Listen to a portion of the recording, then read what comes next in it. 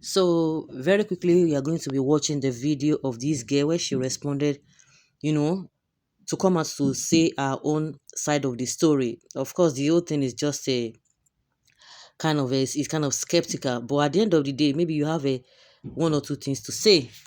Hello everyone, good morning, good afternoon, good evening, depending on where you're watching me from. I want to come out like fully to appreciate God Almighty and everyone that stood by me, that fought for me when I was in prison. When I came out, the love I saw, the support I saw from you people, I was never expecting it. For a commoner like me, you guys fought for me, you guys stood by me. I want to appreciate you all. I said that God Almighty will bless you. So on the 10th of August, on Sunday, I boarded a flight from Uyo to Lagos. So when we were inside the aircraft, the normal procedure happened. The lady Juliana was telling everybody from the front, like from the front seats, coming to the back because I was at the back. So she came to me. She said I should. She came to me. So while she was coming forward, so she came and I was struggling to put my phone. I was putting my phone on flight mode. So she said no, that I have to put it off. So I told her that one of my phones, because I was with two phones, one of my phones is for a fault. The phone is bad. The power button is bad precisely. So I showed her that the power button is bad. So she said I can put off my phone without the power button. I said okay. So she said I should go to my settings. So while she was like telling me go to your settings and all that, I went to my settings. So she said go to your general. So while trying to do that, the pressure from her, so the man that was sitting on my right now helped me and off one of the phone, put one of the phone off while we were struggling on the other one that has the power button is still. So she said I should go to the my general. I went to the general. I went to the settings and the general. So when I told her, okay, please, before then, I told her, please, can you assist me and spell general?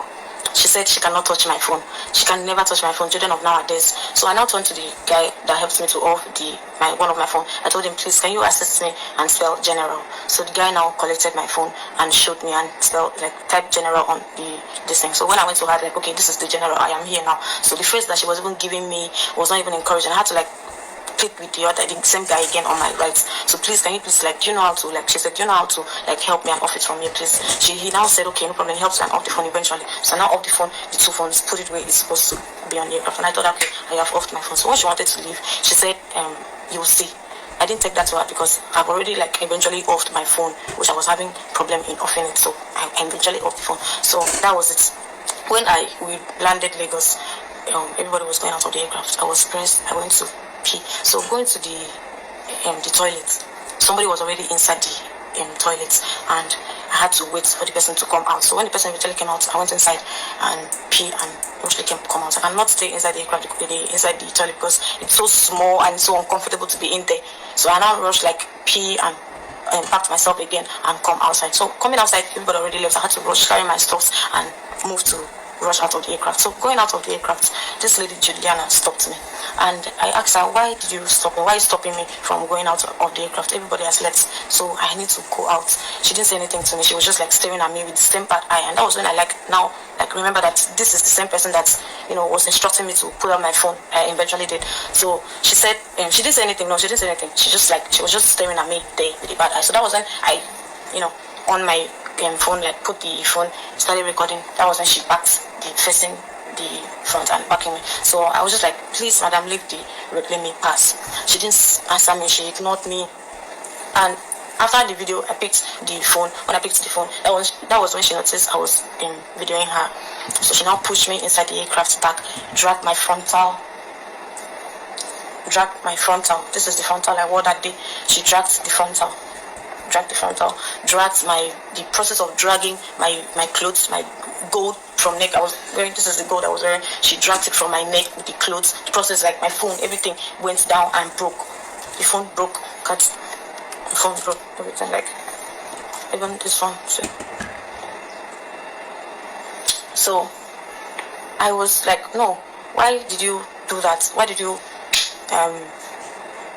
break my phone, drag my frontal? The pain of removing my frontal, you know how frontal can be when you install it here and then it's forcibly dragged out. It's so painful. So the pain of doing that to me, that was when I went to poke her. God knows that I can never go and poke an elderly woman, somebody that's old enough to be my mom.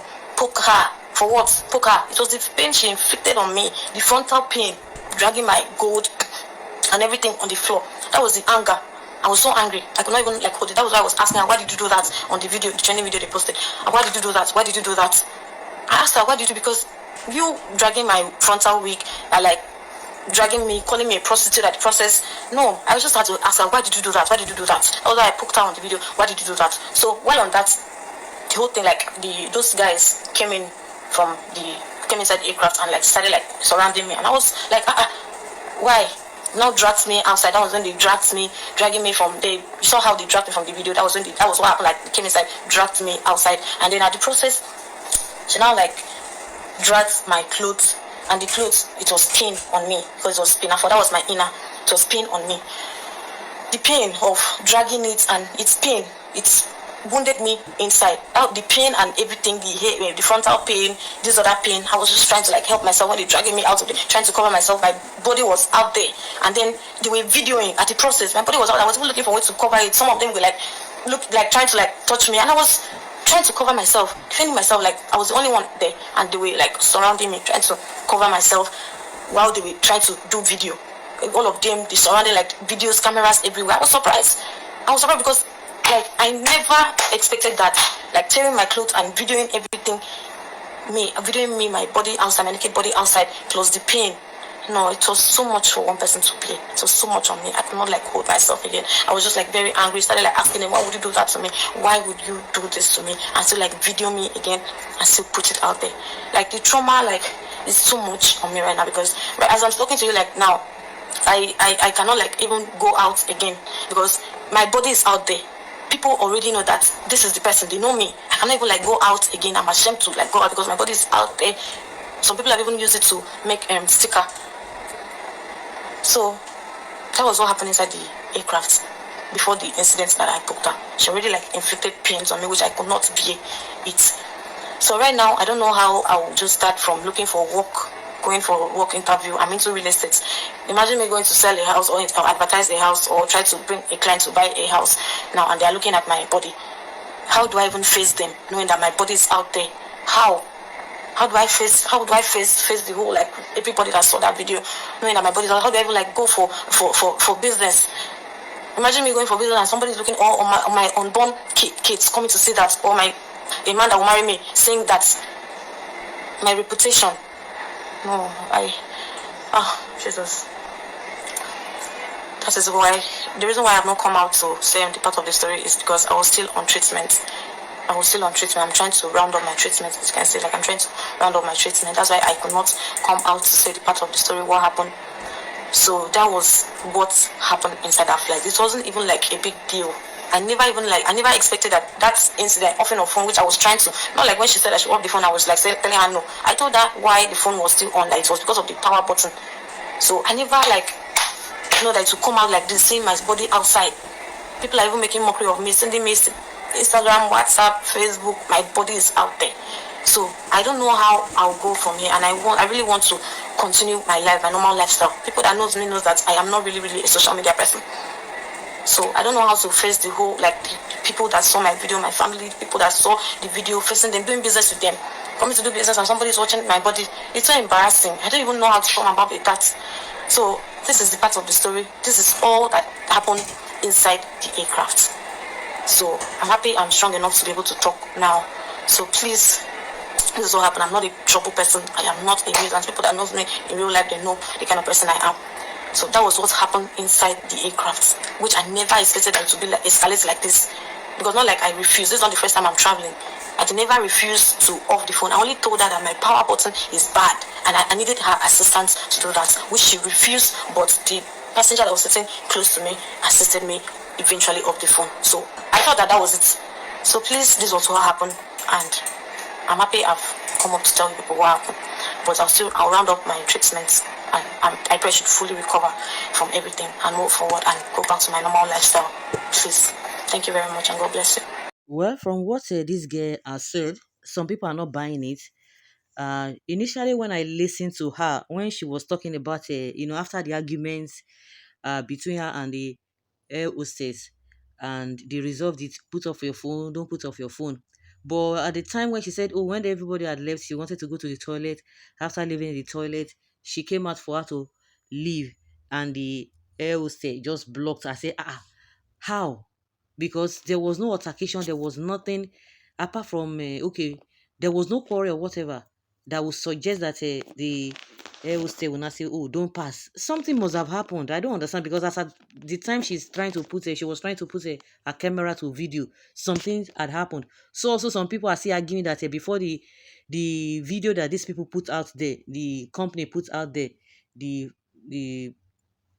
the Ibom air put out there that something had happened before they started showing all of those things. But for what she explained, not even from this other side, but from what she explained is what me I'm even trying to like. Oh, it's not really adding up. Something must have happened. If you had already argued that from the beginning of when the flight was to take off, and you ended it there and you came down, and when the flight or the plane landed, there was no other anything, and the gate just blocked you. And because from the before she opened her own phone to start recording, the flight attendants wig had already been removed. What happened? So the whole thing is just messy and all of that. I don't know whether because we are not in a cultured environment, everybody does things anyhow because everybody is having fault, both the airline and the girl as well. And she was talking in this video. She was so calm and all of that. People are now trying to see from a different angle, different perspective. Now she's saying she's very okay, she's fine because she couldn't even come out all this while to come and talk because she was traumatized. See, whatever people are saying, oh, let her be compensated, let her be compensated. The valid statement that this girl made that every, our privacy or private whatever has been out there. Even if they are going to compensate you, it's not going to remove anything. But some people now say that at least you know that he has gained something. It's not that say, oh, some people say just move on. You cannot fight it. That it is better for her to be compensated than for her not to be compensated, and yet she'll still be having that trauma. But maybe she looks at that money or the compensation, maybe that would not cool her temper. But the deed has already been done. There's no big deal about all of those things. There's a big deal, but it has happened. It has happened. You cannot undo what has happened before. That is just my own point of view because I'm even trying to sympathize with her and all of that. Why some people are saying this story is not adding up. If after your argument from the time of takeoff and till the time you landed, there was no other argument. So why would the flight attendant behave the way she behaved?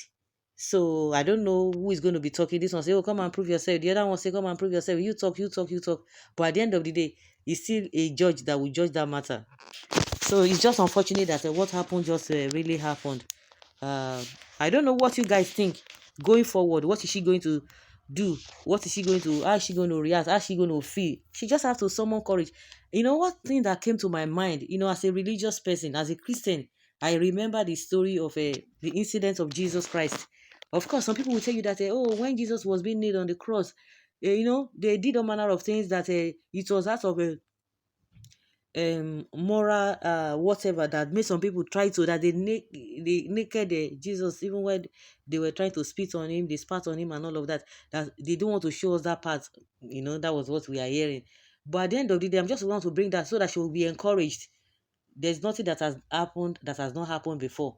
So if Jesus was being humiliated and all of that, but today is the most celebrated if I want to use person in this world, is the one. So it doesn't matter whether they compensate you or they don't compensate you, the stigma is still there. But to me, I see it as one of those things, because with time all of those things will fade off. All of those things will really fade off. So guys, let's know what you think, because we have to be show the human side of us, because she's pained. It's not an easy thing. Like I said, the way I'm saying it, it is easier said than done. Because it did not happen to me, I can say, oh, you can just move on. But if I don't say that, what will not happen? To go and do what? To go and do the unthinkable to herself? No, no, no, no, no, no, no, no, no, no, no. So guys, let's know what you think in the comment section. Thank you.